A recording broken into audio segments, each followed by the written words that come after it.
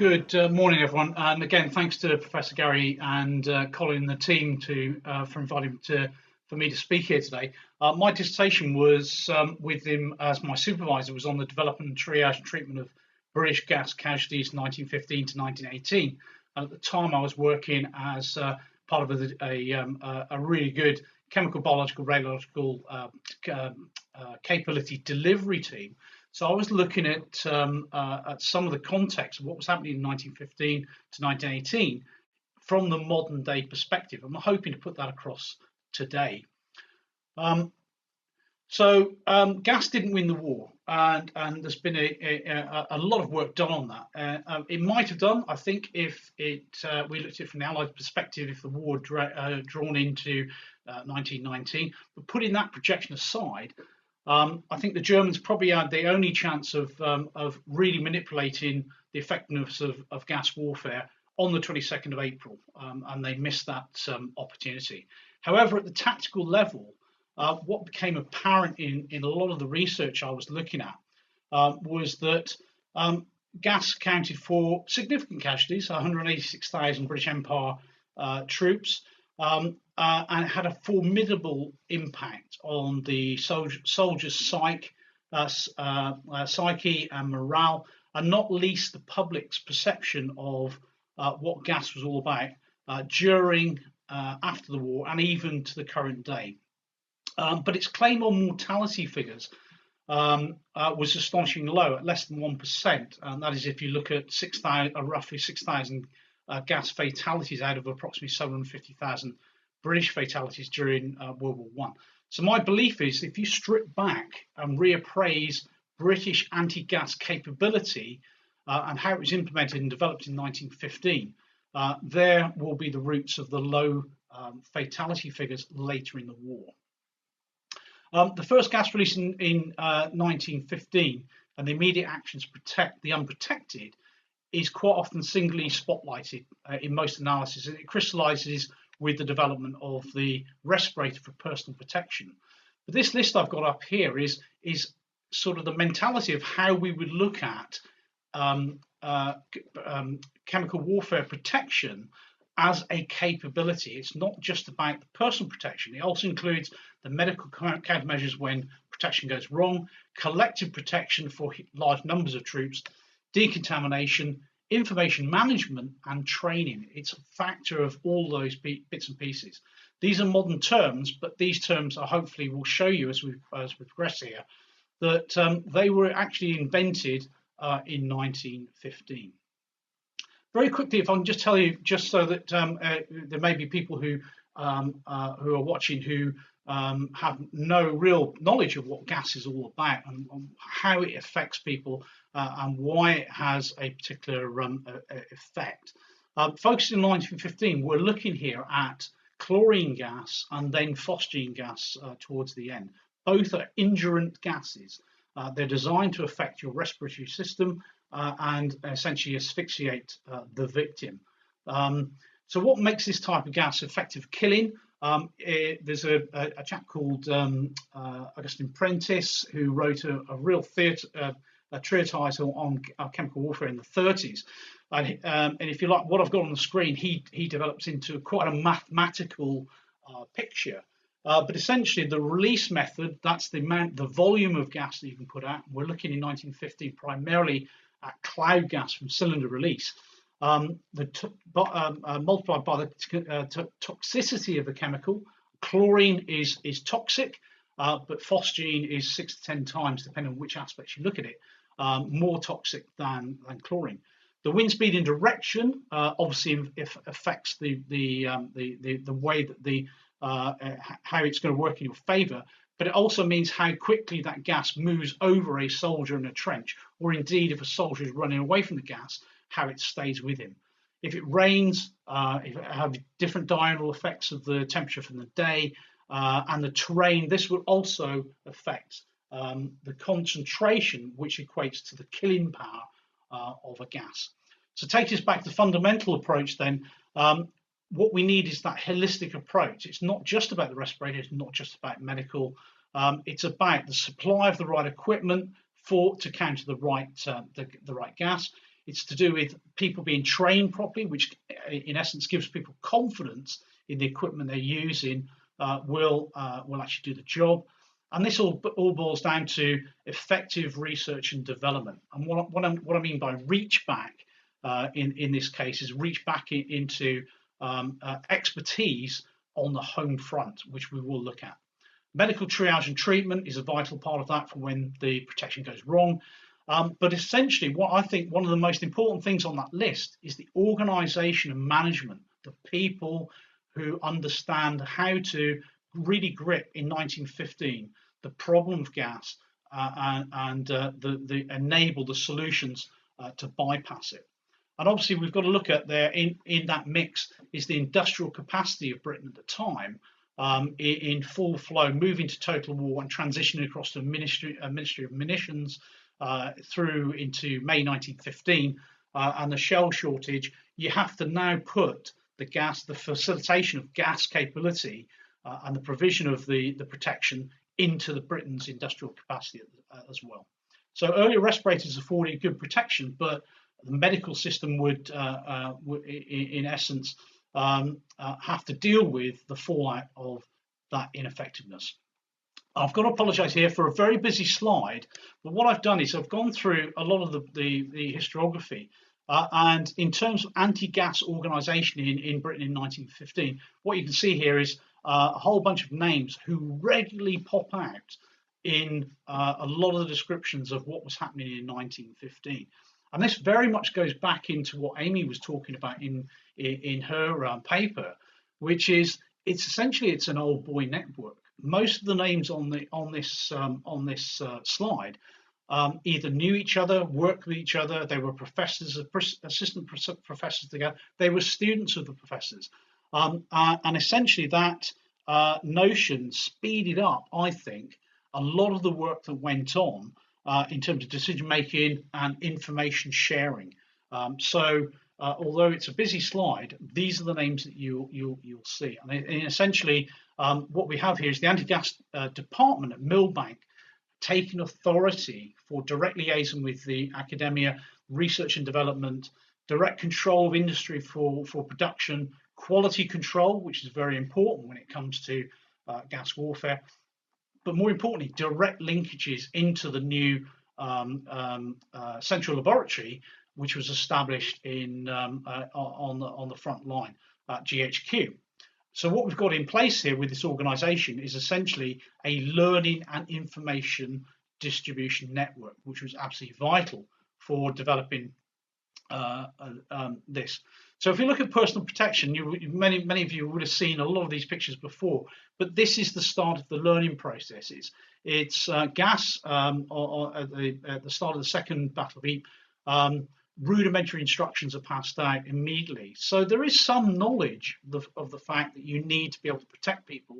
And if you look at it in terms of the industry of the time, chlorine and use of other chemicals in industry was not unknown. It was pretty common. So the use of respirators in factories at home would certainly have been there. But in terms of the instructions to use handkerchiefs filled with soil, to be urinating on pieces of cloth put over your face to allow the ammonia to cancel out the chlorine, that needed to be advanced very quickly. J.S. Haldane and from Oxford and Herbert Baker from Imperial College very quickly get across to France, and they immediately, I think they immediately assess it as the chemical as chlorine. A lot of people on the front line have already done that to a certain extent. But respiratory protection quickly started to develop, and we see the progression there through on the top of the slide of the Black Veil respirator, which is Baker, and in fact his wife was very much involved in that, in using morning veil padded out to and covered with a solution of photographic hyposulfide and washing powder, put it with a little bit of glycerine to keep it from drying out. This was then subsequently overtaken very quickly by the use of a hyper helmet, alternatively known as a smoke helmet, which were arriving in France by about the 8th of May 1915. So we're talking only 2 weeks after the initial introduction. which suggests to me that there is a rapid information sharing going on between the front line, between GHQ and the research institutes at home in the UK. Lieutenant Colonel P.S. Leline, I think he was a major at the time, he at the same time comes up with a hunch that it's probably going to be phosgene that the Germans are going to use next. And he coordinates this hunch with Baker at Imperial College, and they are in direct communication then with, there's a Lieutenant Leslie Barley who figures very heavily in this, and a Private Bernard Moat Jones, who works with William Watson, who is the professor put in charge of the Central Laboratory. They add sodium phenate to the mixture to create a pea helmet, a pea hood. It's designed and manufactured. It's doesn't reach the front line until 1915, but that is it's a vital point in early identification of what the threat may be in the future to instigate the protection in good time. The Germans do indeed use phosgene at the end on the 19th of December near Ypres, and I say it's 6 to 10 times more toxic. Initially, the casualty rates are fairly high, but in part of my conclusion, I will say that it's that early work to get these new respirators in place that is absolutely vital in ensuring that the casualty rates into 1916 are not as high as they might have been. And in parallel at this point in time, and this is an absolutely key point, I think, in terms of the British capability for dealing with chemical warfare in the First World War, is that Bertram Lambert from Oxford University, Edward Harrison and John Sadd at the Royal Army Medical College start to develop a tower respirator, a filtrated unit which would go on to feed into the production of a large box respirator and subsequently the small box respirator. At the same time as this, all of this information is being shared, and gas warfare becomes an integral part of training of all recruits in England. And special officers with those skills, the right skill sets, are appointed in schools in the UK and France in order to train. The training is vital to give people confidence that when they put that respirator on, that it will actually do the job. Moving on to medical countermeasures, though, these are all, the development of this is all being run in parallel through that learning and that information network that's been established. But we've got to remember, secondly, is not just about gas. There's a full suite of conventional weapons that's still going on. So first and foremost, what the medical services have to recognise is how to identify gas victims from the hundreds of conventional casualties being sustained during the battle. And this requires knowledgeable triage. Early dissemination of frontline experiences were captured very early and passed through that network. And this would be vital in getting the information out. The Journal of the Royal Army Medical Corps, in fact, becomes quite a pivotal piece, a pivotal document in spreading it down to the right down to the medical officers at the regimental aid post. But the Director General Medical Services instigates in June 1915 a method of disseminating that knowledge through what's called a memoranda on gas poisoning, which eventually becomes SS 184, which is all vital in passing the information along. Interesting enough, the Royal Journal of the Royal Army Medical Corps, you can read how to deal with chlorine poisoning alongside how to catch tarpon in Jamaica. It's a bizarre sort of read of the time of something that's vitally important on the front line and normal life ticking along in the background. But from August 1915, that we see medical use of ammonia for treating gas poisoning, positioning forward in the regimental aid post. The regimental officers becoming more expert at giving early relief from gas trauma. The use of Vaseline in the mouth and throat is used early, but gradually treatment moves further towards the point of gassing, and that's quite important. In modern days, we still talk about the golden hour of treating victims, and this is no different from treating gas warfare victims. But information on this is passed widely across the front line and to and from researchers on the home front. From a triage perspective, after the 19th of December, the very nature of the effects of phosgene, with its delayed action, it has a delayed action where the victim could actually appear normal in all respects, but actually die within 24 hours later, particularly following exertion, marching out of the trench after a battle. People would succumb to this. But the treatment tended to be very similar to chlorine, but it's recognisable in the fact that it was phosgene poisoning produces a rapid shallow breathing, cardiac anomalies, and cyanosis. But the treatment of phosgene, very much like chlorine, was rest, warmth, venesection, taking blood out to thin the blood, and administration of oxygen.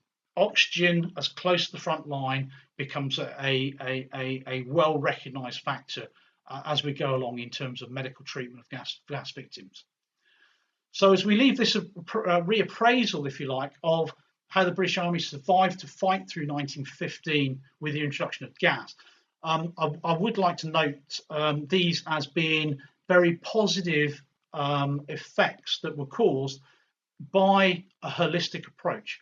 The British development of anti-gas capability, it was rapid, it was innovative, and it was relatively holistic. I'd say relatively holistic.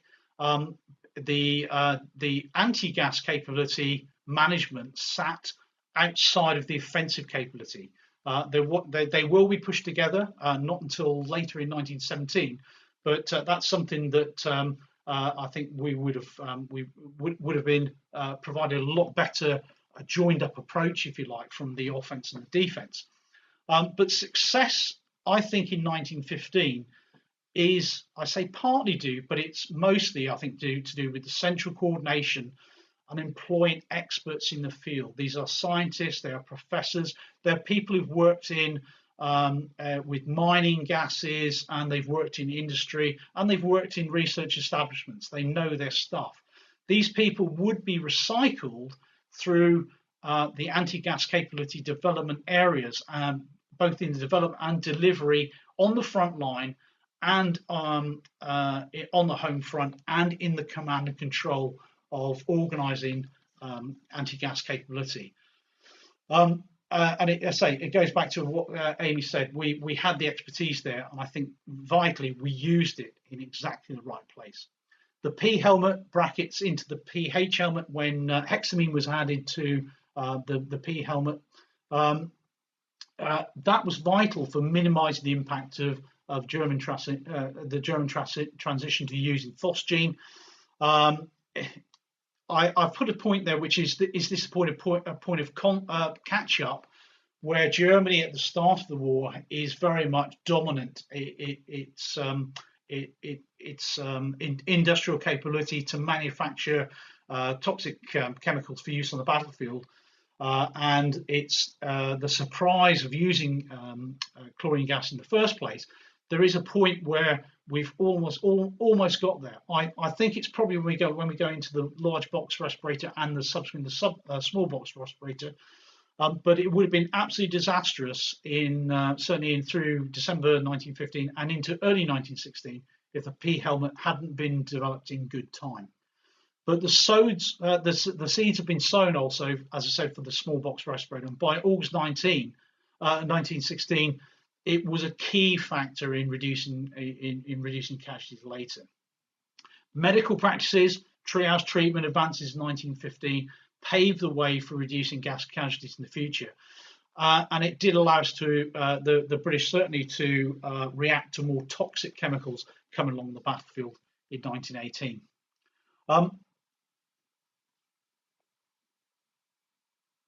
Apologies. Okay. I put this one up at the end because Devery, thy name is Germany.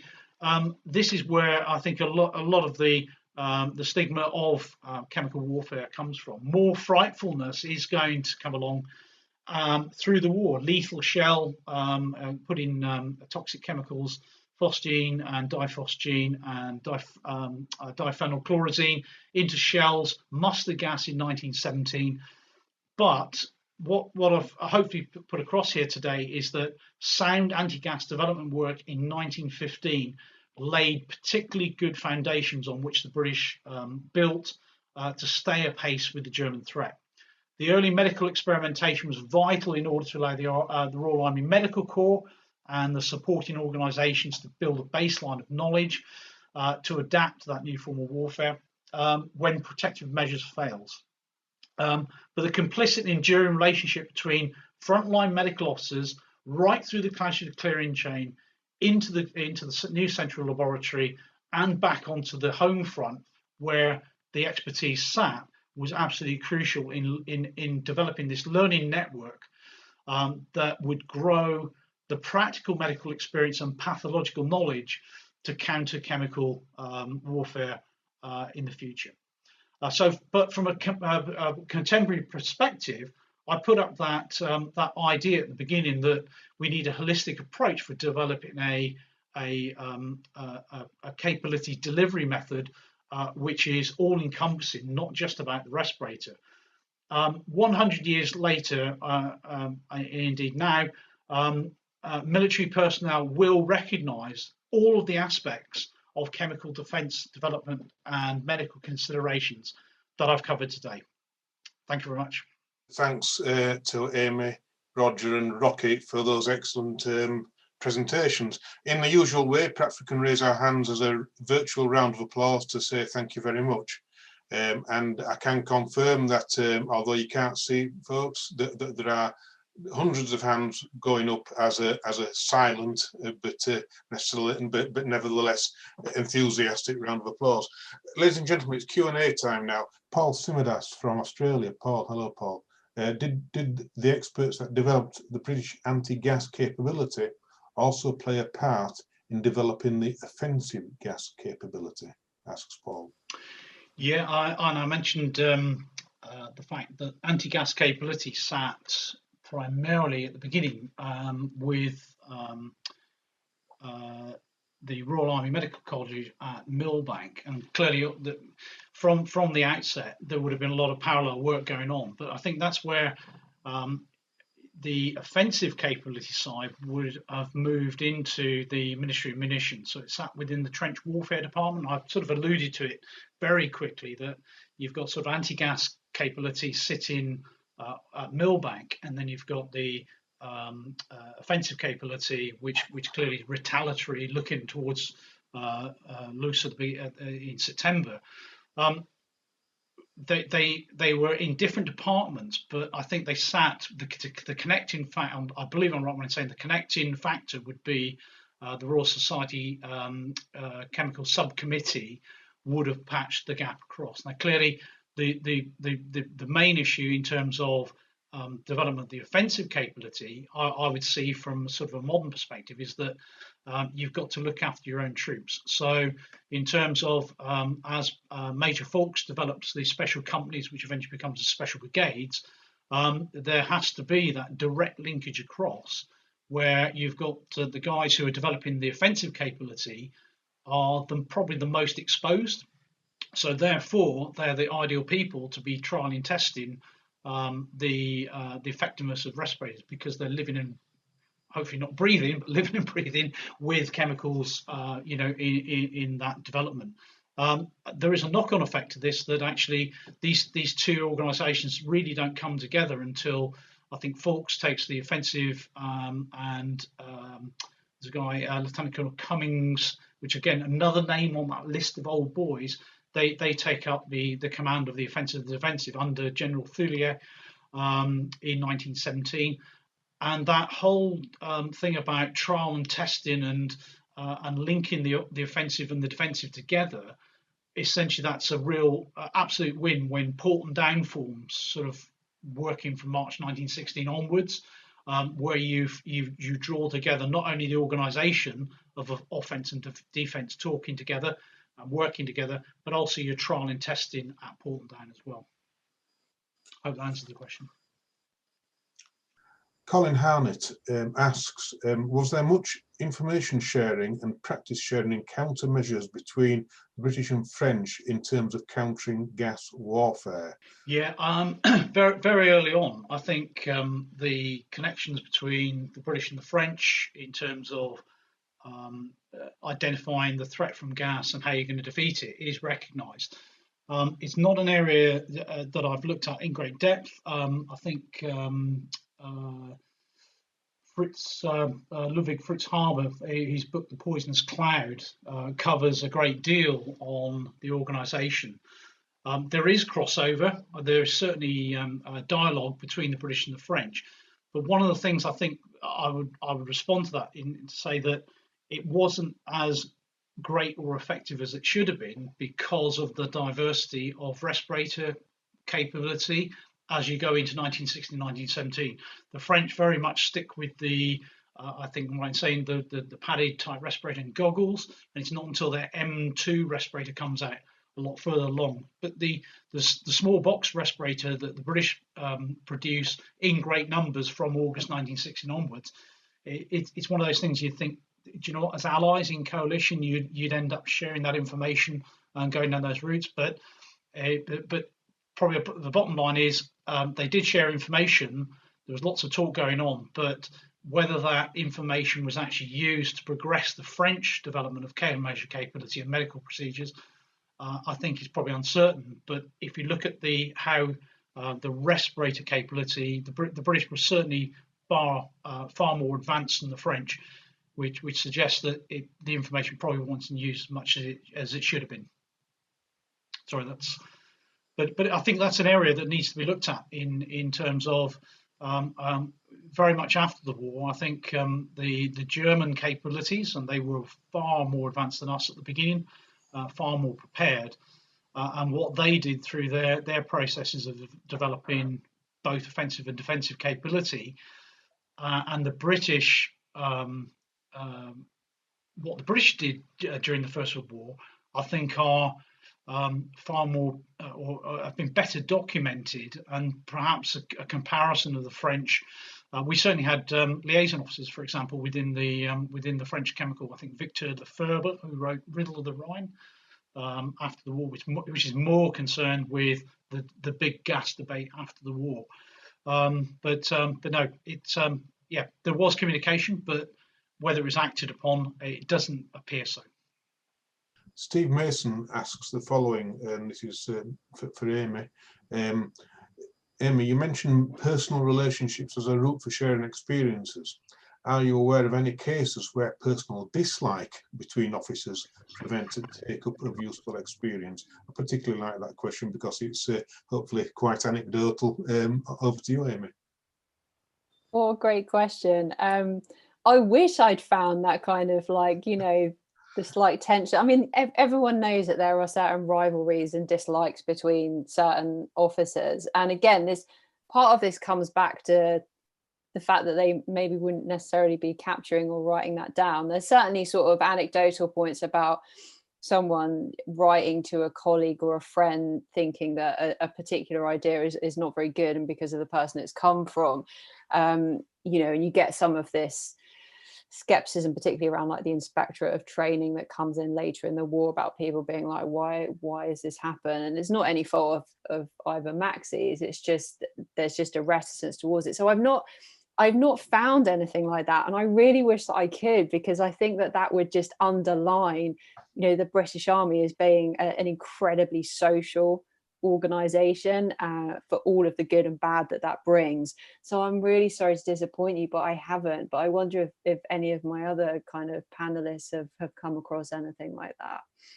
I think the one thing, Amy, I would add to that is that it's not just the military. If you take the J.S. Haldane and from Oxford and Herbert Baker from Imperial College, anecdotally just didn't get on. Did that get in the way of the development of their anti-gas ideas? They thrash it out, but I think that's human nature, that everybody won't agree, and in fact, I think Haldane sort of backs off a little bit from the respirator development program because of the differences. So it's not something you might limit to the military. People are people. Was the most extreme example of that is the tensions between French and Smith-Dorrien, which culminated in Oratia for Rome. It's just gone 12, so I'm going to squeeze in one final question, which maybe for Rocky, but maybe for a wider group discussion, from Ruth Wetherill. Ruth asks, do the innovation mechanisms in gas area reflect innovation in other areas such as tanks? Well, if I start off to say the innovation, I think, starts at the front line in all cases. And I did notice there was another question there, David, that someone asked about Tim Cook's book and who actually was the first person to actually recognise the fact. Well, I think the reference in Tim Cook's book, which by the way is, I think, one of the best books you can read on gas warfare. If you want to read the end-to-end story of the war, it's about the Canadians. But I think the character he refers to in his book is George Naismith, who he was either a captain or a major, but he was in the Canadian Division Sanitation Unit. And one of the things there is there's a bit of a link there, which says the expertise to have the knowledge to define what that gas was on the front line would have invariably sat with those sanitation units, because they were chemists. They were involved in doing the tests and actually used chlorine. So whether it was George Naismith, the story runs that George Naismith is summoned to headquarters. He reports it in to whether it's I think it is General French, but there are other accounts where it's Rawlinson he reports to. But I think he says he walks away from the meeting saying that he leaves the general's office with a feeling that he'd been of real use in the war if he did nothing else. So the expertise starts, and that's where I think, and this will probably aim over to Amy now, but the learning process always starts with the fundamental user, which then has to go back through some scientific development, the Good Ideas Club, and then there's a circle, which is concept, development of the concept, delivery of the concept, use of the concept, and then the feedback loop, which is the modification of the concept. So innovation always starts that ball rolling. It's the level of expertise you get in whatever area. I assume it will be the same for tanks, for machine gun development, or whatever. Yeah, I mean, I think that's a really great question, and I think, like Rocky has really highlighted some of, how we think about innovation today as well. We can see sort of like the principles of that during the First World War. But I think, if we take the example of the tank, this is an innovation that almost has multiple kind of parents in a way, and that you've got people who have vested interest in this. And so, I think one of the things that we need to bear in mind when we think about innovation is that it is a team effort in lots of ways, whether that's, as Rocky's pointed out, the people who are red teaming it or troubleshooting it, the people who are then using it, and then, the refinement of that. We think about the tank, you have, industry involved, you have obviously the Admiralty are kind of doing something on the side, and you've got like the highest levels of government backing this. And so this is a technology that, although is military, it straddles more, it sits across more than just the British Army. And I think we can see that in lots of different ways, whether we look at sort of tactical innovations and developments, the codification of that in pamphlets, and then the revisiting that as well. And I think we can read this across to the German army. So I know there are a few questions related to the German army, is that people like Robert Foley, for example, would argue that the Germans actually have a really effective way of thinking about tactical innovations or doctrinal innovations, because they've built the pathways in the organization to rapidly move best practice from the front line up to the top of the organization and then back down, and then building in opportunities for red teaming. So like, I think von Lossberg, for example, is requested by higher command to actually be overly critical about a piece of defensive doctrine to ensure that it is fit for purpose. So I think that we see all armies in the First World War approaching innovation, but with their own different kind of organizational, cultural take on things. But I think that the fundamental, the building blocks there are as Rocky has highlighted, and actually remain broadly the same today. I think the instance with George Naismith is a good example. Is that very quickly, I think within 2 days of the attack, he's already suggesting the fact, with his background knowledge, and we do in the military these days, is that you refer back to your subject matter experts. And chemical warfare is very complex, but I think George Naismith very early says, do you know what, with my expert opinion is that we need to use hyposulfite, the photographic developing agent, hypersulfite of soda. He makes that suggestion around about the 24th of April to General French or Rawlinson, whoever it is. But it's Baker and it's the team back at Millbank that then put that into absolutely practical application. Okay, thanks. Gary, do you want to just sum up this morning's session? We've got 14 questions still open, so we don't stand a prayer of answering these. So Gary, over to you. Thank you. Well, I can answer one of them. Somebody asked me, what are the 2 books on loose that I recommended? There's a one by Gordon Corrigan and one by Nick Lloyd. Well, thanks everybody for a terrific morning. Excellent papers and some really good questions which stimulated some good discussion, which I think is exactly how it should be. One theme which strikes me coming out from all 3 presentations and the questions is 1915 really is a watershed year. We have got, if you like, the end of the beginning of the First World War and the beginning of the middle bit. So we've seen so much this morning that 1915 is a year of transition, whether it be in learning lessons, in gas, in recruitment for officers, and all the rest of it, which I think just adds to the importance of studying more about this year. Now, if I was going to sort of suggest future avenues of research, it really would be to try and put 1915 into this broader context, because so many of the things, in fact, all 3 of our speakers have inevitably strayed beyond the end of 1915 to look at what happens later in the war, but so much can be traced back to origins in this year 1915. So it remains neglected for reasons I suggested earlier on. It simply doesn't fit into the great British narrative of the First World War, either the popular one or, to be honest, the scholarly one, as much as it should, but it is a neglected year, and this morning's presentation has shown what the areas in which there's still need for really important research. So again, thank you very much. David, do you want to give us our final instructions? Thanks for that. Thanks, Amy, Roger and Rocky, and obviously Gary as well. Yes, absolutely true, Gary. Neglected, but less neglected now, and also less neglected between 2 and 4 this afternoon, when we'll have another bite of the oak cherry. So if you haven't already done so, please register for this afternoon's session. If you haven't done so already, please register for the WFA's webinars on Monday evenings. I'm going to end this session now. We'll get a spot of lunch and we'll rejoin everybody at 2 o'clock for the afternoon session. But once again, thanks to our 3 speakers, but above all, thanks to everybody for joining us. Thanks very much, and see you later. Mademoiselle from Armentières, parlez-vous.